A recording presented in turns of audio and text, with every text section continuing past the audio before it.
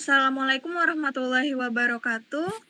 Kami dari tim C31 hari ini akan menjelaskan tentang modul PPTI 3. Untuk anggota kelompok sendiri ada saya Adinda Nur, ada Sita Alfia, Faiz Hamid, Rianda Restu, dan juga Ahmad Miftah Fauzan.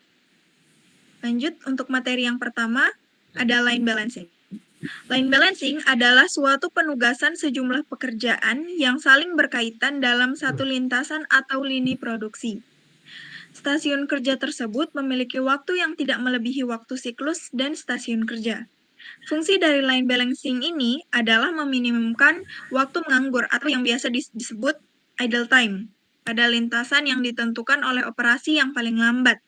Line balancing ini adalah serangkaian stasiun kerja yang dipergunakan untuk membuat produk. Line balancing biasanya terdiri dari sejumlah area kerja yang dinamakan stasiun kerja yang ditangani dengan menggunakan bermacam-macam alat. Lanjut, di sini ada perancangan organisasi dan bisnis. Perancangan organisasi merupakan suatu proses sistematis untuk menyusun dan mengatur berbagai elemen organisasi guna mencapai tujuan bersama. Secara etimologis, kata perancangan berasal dari kata dasar rancang yang berarti mengatur atau merencanakan sesuatu. Lalu organisasi yang merujuk pada suatu kesatuan yang terdiri dari individu dan bagian-bagian lain dalam suatu struktur kerjasama. Dalam konteks perancangan organisasi, unsur-unsur yang dirancang meliputi sumber daya manusia, seperti pengurus atau pegawai, pembagian tugas dan kegiatan, struktur komando, serta mekanisme pengambilan keputusan. Sistem koordinasi antar bagian penyediaan sumber daya seperti keuangan dan perlengkapan, sarana dan prasarana penunjang, serta sistem komunikasi internal atau maupun eksternal yang mendukung kelancaran organisasi. Lanjut. Lalu di sini ada analisis SWOT dan penyusunan strategi. Analisis SWOT merupakan suatu metode untuk digunakan mengidentifikasi kekuatan, kelemahan, peluang, dan ancaman yang mempengaruhi kinerja perusahaan. Informasi mengenai faktor eksternal seperti peluang dan ancaman dapat diperoleh dari berbagai sumber, seperti pelanggan, dokumen dari pemerintah, maupun pemasok. Lalu banyak perusahaan memanfaatkan jasa lembaga khusus untuk melakukan pemantauan informasi melalui clipping berita, pencarian data di internet, serta analisis terhadap tren-tren yang berkembang baik di tingkat nasional maupun global. Menurut David, lanjut. Kemudian ada peramalan, yaitu forecasting, merupakan proses memperkirakan kejadian atau nilai di masa depan berdasarkan data historis dengan berbagai metode yang relevan. Contohnya ada kuantitatif dan kualitatif. Kuantitatif yang bersifat data pada analisis data numerik, hingga metode kualitatif yang mengandalkan opini dan penilaian subjektif. Metode kuantitatif dapat dibagi menjadi beberapa kategori seperti time series analysis yang fokus pada pola data historis dan metode kausal yang mempertimbangkan hubungan sebab akibat antara variabel. Contoh metode time series yang sering digunakan yaitu moving average, exponential smoothing, dan ARIMA.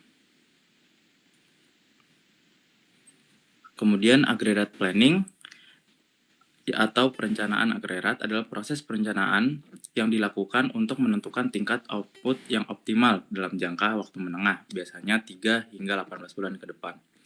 Istilah agregat merujuk pada perencanaan yang dilakukan untuk kelompok produk atau layanan secara keseluruhan. Bukan pada level produk individual.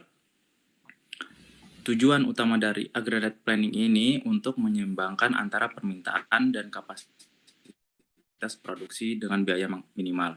Dalam praktiknya, aggregate planning mempertimbangkan berbagai faktor seperti perkiraan permintaan, kapasitas produksi, tingkat persediaan, biaya penyimpanan, biaya kekurangan persediaan, dan kebijakan perusahaan.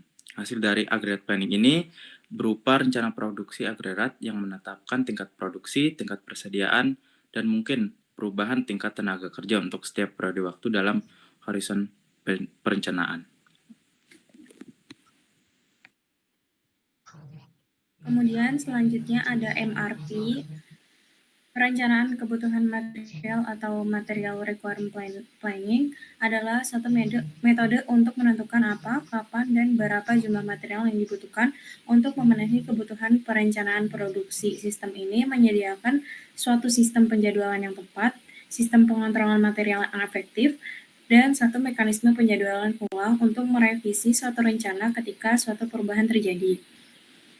Adapun metode MRP dapat disebut juga prosedur logis, aturan keputusan dengan teknik pencatatan terkomputerisasi yang dirancang untuk menerjemahkan jadwal induk produksi atau MPS yang menjadi kebutuhan bersih atau net requirement untuk semua item. Kemudian ada input dari MRP itu master schedule, bill of materials, lead time, dan syarat permintaan barang, jumlah persediaan yang masih ada, dan jumlah minimum yang ditetapkan, serta outputnya yaitu ada waktu, jenis, dan kuantitas permintaan dari berbagai jenis material.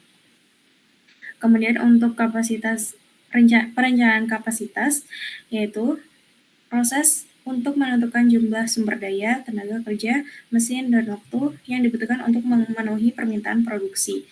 Kebutuhan kapasitas yang diperlukan perusahaan dapat dihitung dengan metode RCCP atau Raw Code Capacity Planning. Metode RCCP ini digunakan karena perencanaan produksi jangka menengah memiliki ketidakpastian yang cukup besar sehingga perencanaan kapasitas serta detail menjadi kurang efektif untuk digunakan. Untuk output sendiri itu adalah perkiraan kebutuhan kapasitas dibandingkan dengan kapasitas yang tersedia dan untuk memastikan target produksi dapat terpenuhi. Dengan pendekatan Bill of Labor atau BOLA, RCCP memperkirakan kebutuhan tenaga kerja untuk setiap item produk. Hasil perhitungan ini akan dibandingkan dengan kapasitas tersedia guna memastikan target produksi dapat tercapai secara efisien.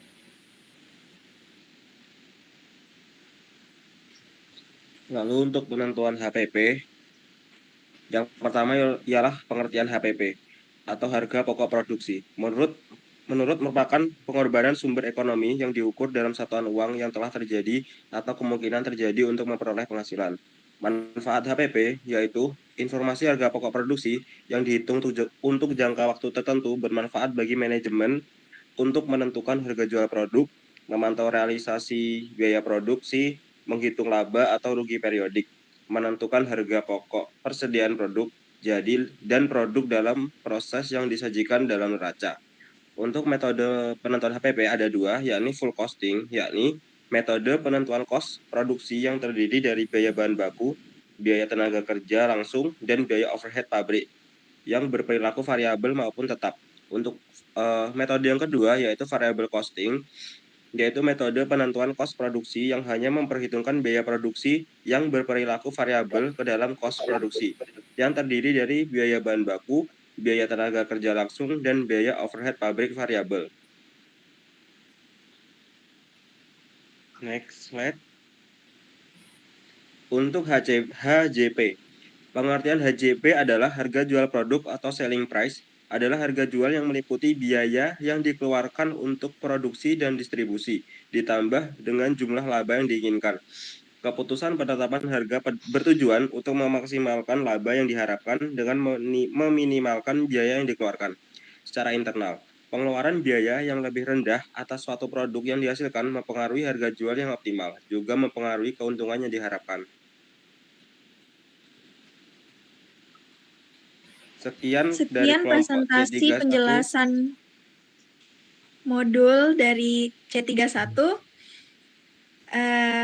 Kami tutup. Assalamualaikum warahmatullahi wabarakatuh. Waalaikumsalam warahmatullahi wabarakatuh.